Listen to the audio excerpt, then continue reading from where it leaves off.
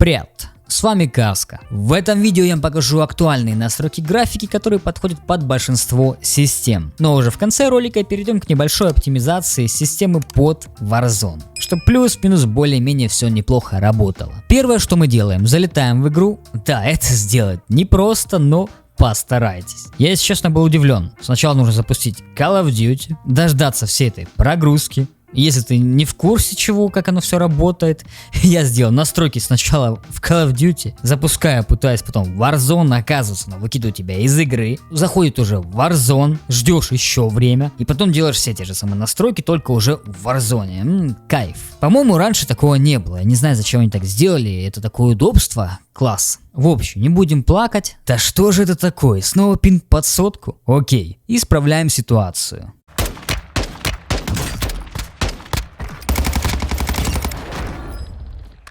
Хочу поделиться с тобой полезной информацией, как можно понизить пинг для более стабильной игры. Есть такая программка, называется Gear Up Booster. Поддерживает большое количество игр, в том числе Apex, Fortnite, CS2, PUBG, Warzone и даже Dota 2 с Лигой Легенд. Как она работает? По сути, просто выбираешь игру, нажимаешь бустинг, ждешь несколько секунд и получаем примерный пинг в самой игре. Там же можем поменять регион и сам узел подключения. Ищем, где более-менее оптимальный и нажимаем подтвердить. После этого заходим в игру и наслаждаемся стабильным пингом. Самое главное, что Gear Up Booster никак не влияет на игровую механику, а конкретно занимается оптимизацией соединения с сервером. Все максимально безопасно. Рекомендую каждому из вас попробовать и написать в комментариях, насколько получилось снизить пинг в играх с Gear Up Booster. Ссылочку на Gear Up Booster я оставлю в описании и в закрепленном комментарии. А теперь возвращаемся к оптимизации игры. Нажимаем настройки. Далее графика. Начнем именно с этих параметров. Видеорежим мы ставим полный экран. Сейчас стоит полноэкранный без рамки, потому что я веду запись. Мне так удобней. Частота обновления экрана ставите максимальное значение. Разрешение экрана то же самое. Если у вас 2К и норм видюха, оставляете 2К. Если же у вас 2К разрешение и слабенькая видеокарта, тогда ставите разрешение, допустим, 1920 на 1080. Но в этом случае не используйте DLSS, потому что картинка и так ухудшится, а с DLSS будет еще хуже. Динамическое разрешение отключаем. Формат экрана 16:9, если у вас стоит. Если нет, то 16:10 там уже. Под ваш моник. Гамма, sRGB, конфигурация эко-режима, эффективность, вертикалка отключить, в меню тут по желанию я оставляю 100%, мне в принципе норм, максимальная частота кадров, я выбираю 160. Нажимаем применить и переходим на качество. Начнем с самого главного, от этого параметра мы уже будем отталкиваться по остальным настройкам. Масштабирование, резкость. Я лично использую масштабирование изображения NVIDIA. Да, это для тех, у кого видеокарта от NVIDIA. Конфигурация низ, в таком случае ставим макс качество либо качество. Для моей видеохи в принципе в порядке макс качество. Резкость от 5 до 20. Далее, сглаживание. В таком случае мы выбираем SMAA T2X. Качество сглаживания обычное и масштаб видеопамяти 90. Иногда можно поставить NVIDIA DLSS, тоже работает неплохо. В таком случае выбираем либо качество, либо баланс. Сначала поставим на качество, резкость где-то 60-70%, но уже сглаживание у нас недоступно. Если у вас видеокарта от AMD, здесь мы выбираем AMD FSR 2.1. И по сути то же самое, ставим просто на качество либо баланс. Я вернусь к исходным настройкам. Теперь начинается самое интересное. Детализация и текстуры. Разрешение текстур ставим обычное, анизотропная фильтрация высокая, детализация ближних объектов низкая, детализация дальних объектов низкая, дальность отрисовки деталей меньше, качество частиц и качество частиц низкое и минимальное. Следы от попадания пуль по желанию, в принципе, я оставляю включенным. Индикаторы постоянного урона отключить. Качество шейдеров низкое. Тесселяция отключить. Отображение текстур по требованию тоже отключить. Качество отображения обычное. Объемное освещение низкое. Физические модели отключить. Качество отображения воды по умолчанию. Свет и тени. Карт теней минимально. Тени в пространстве отключаем. Качество теней точечных источников низкое, буфер теней высокое, а освещение частиц низкое, затенение фонового света отключить, отражение в экранном пространстве отключить, качество отражений низкое, эффекты погоды тоже низкое. NVIDIA Reflex. Выбираем включить плюс ускорение, глубина резкости, эффекты размытия и размытия оружия в движении отключаем, и зернистость тут по желанию я лично отключаю. Это касается именно видеокарт 3060 Ti и плюс-минус схожих по производительности. Если у вас видеокарта, допустим, 4070 Ti, конечно, вы можете поставить большинство настроек на более высокое значение. Там, где я ставил на отключить, ставите низкое, либо так и оставляйте на отключено. И там, где у нас низкие, можете поставить на средние настройки. Если у вас наоборот видеокарта еще слабее, тогда мы можем сделать следующее. Во-первых, понизить разрешение еще ниже. Это если у вас видеокарта 1050, к примеру. Разрешение неплохое, есть 1280 на 720. Да, картинка очень сильно ухудшается, но если хотите поиграть, если большое желание поиграть, это, как по мне, единственное хорошее решение. Если мы не будем извращаться с разрешением, то на AMD FSR 2.1 выбираем просто максимальная производительность. Текстуры. В зависимости от объема вашей видеопамяти, если у вас менее 4 гиг, ставите, конечно же, минимальное либо низкое. Немаловажные детали — это объекты, дальние и ближние ставите на низкое, и фильтрация ставите на обычное. Кстати, да, и источник теней где-то на среднее. Все остальное уже будем донастраивать мы в нашей системе. Нажимаем применить и переходим на обзор. Угол обзора. По желанию, есть такой слушок, что чем ниже угол обзора, тем больше FPS. Но, естественно, и неудобнее играть. Если у вас более 100 FPS, ставите по желанию. Там 110, 120, как вам удобнее. Если у вас 60 кадров еле-еле набирается, то поставьте хотя бы 90. 120 лучше не ставьте, потому что может быть проблема с производительностью. Поле зрения прицела. Зависимое поле зрения для оружия по умолчанию. Поле зрения третьего лица тоже 90. Поле зрения транспорта по умолчанию. Раскачка камеры минимум 50%, тоже от третьего лица и от первого лица по 50%. Прицеливание от третьего лица. Выбираем от третьего лица. Камера зрителя. Игровая перспектива. Нажимаем применить. Переходим на интерфейс. Настройка цвета. Здесь нас, по сути, интересует парочку моментов. Команда и группа. Можете поставить цвет для всех одинаковый. Я это выставил на синий, точнее более голубой. И противник, как мне показалось, очень неплохо работает. Розовый либо фиолетовый цвета. После этого мы нажимаем Escape, выходим на рабочий стол и сделаем небольшую оптимизацию нашей системы под Warzone 2, либо Call of Duty, во что вы там играете. Если у тебя есть большое желание поддержать автора этого канала, то есть меня, можно это сделать на моем бусте, но без подарочков и разных фишек, плюшек я вас не оставлю. Вас ожидает специальный архивчик для бусти с твиками, реестрами и максимально жесткой оптимизацией, а также гайд по этому архиву, который я записал на более чем 30 минут. Все ссылочки будут в описании. Первое, что мы делаем, качаем архив по ссылке в описании и перекидываем папку на рабочий стол. Здесь у нас есть 3 папки: настройка видеокарты, очистка и твики реестра, а также MSI мод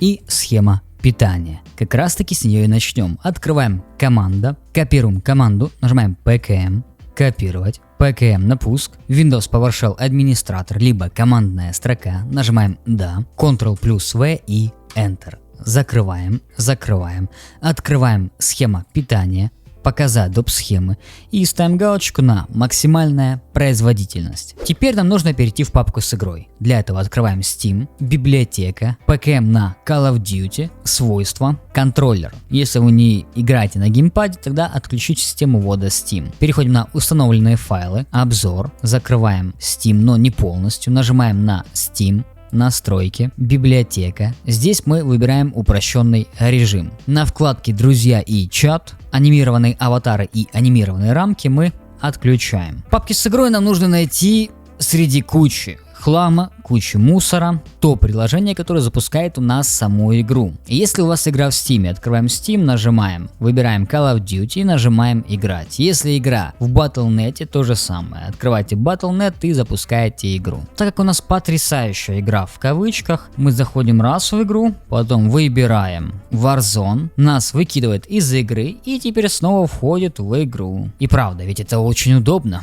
особенно для игроков.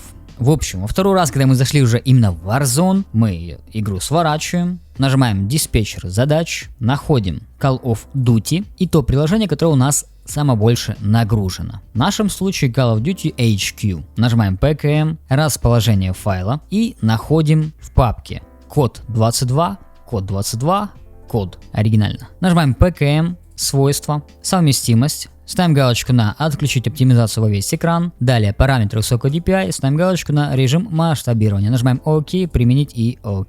Копируем путь к самому приложению. Нажимаем «ПКМ», «Копировать». Закрываем папку. Выходим с этой игры. В нашем архиве открываем аппаратное ускорение и производительность. Если у вас десятка, то плюс-минус все настройки будут похожи. Нажимаем «Обзор». Вставляем наш скопированный путь. И код 22, код добавить, далее параметры и ставим галочку на высокая производительность, сохранить. Переходим на изменение стандартных параметров графики. Здесь у нас есть графические процессоры с аппаратным ускорением. Если у вас эта функция доступна, тогда можем поставить галочку и включить ее. После всех этих настроек не забудьте перезагрузить вашу систему. Если вдруг вы стримите, тогда эту галочку мы отключаем. Это же касается и если ваша видеокарта мощнее, чем процессор, тоже отключаем. Если наоборот процессор мощнее, чем видеокарта, тогда включаем. Так оно работает вроде как получше. Нажимаем PKM на пуск.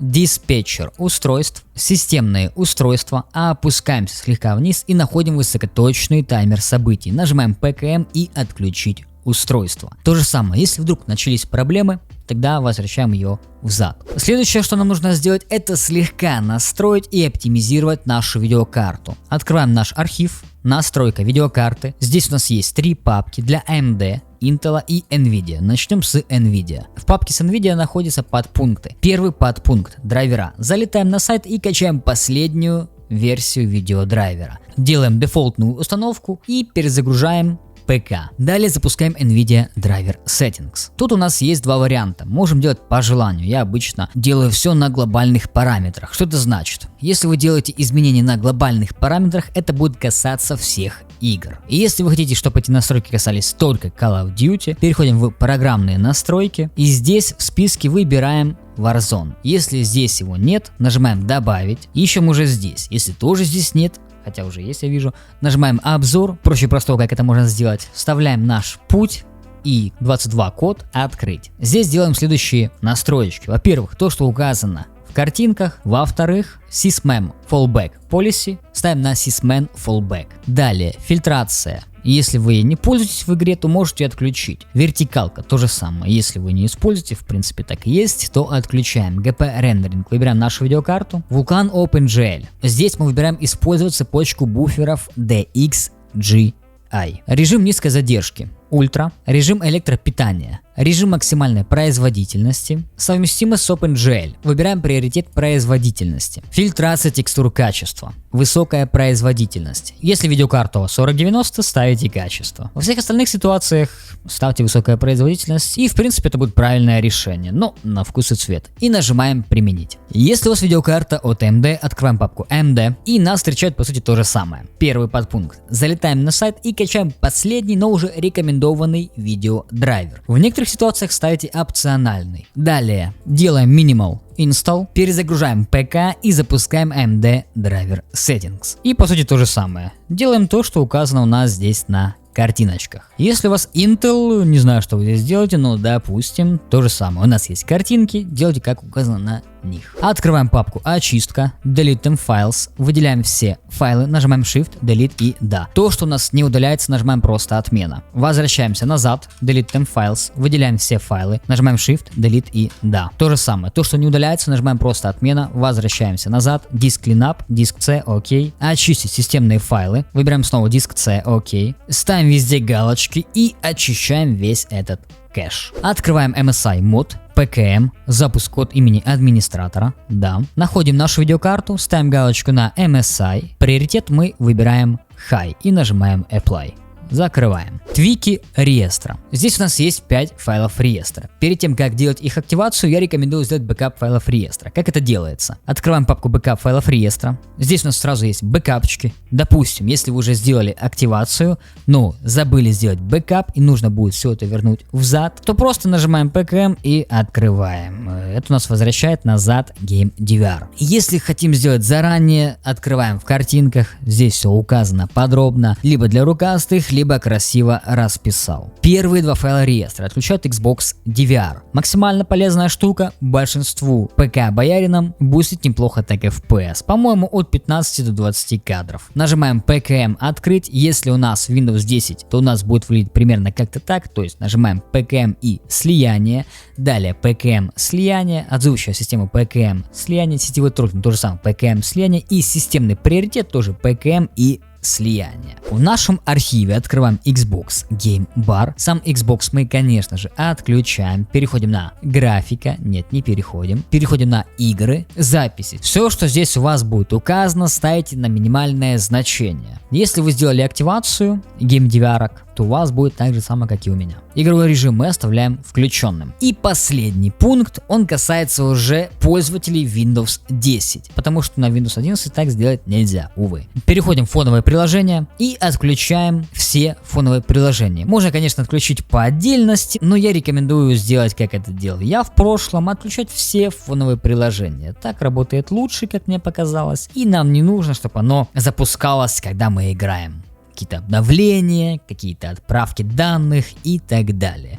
Поэтому смело ставим галочку и отключаем все фоновые приложения. На 11 винде мы с вами в просаке. После всех этих настроек залетаем в Call of Duty и наслаждаемся. Если не высоким FPS, то по крайней мере стабильной и плавной картинкой. Как говорится, до скорых встреч!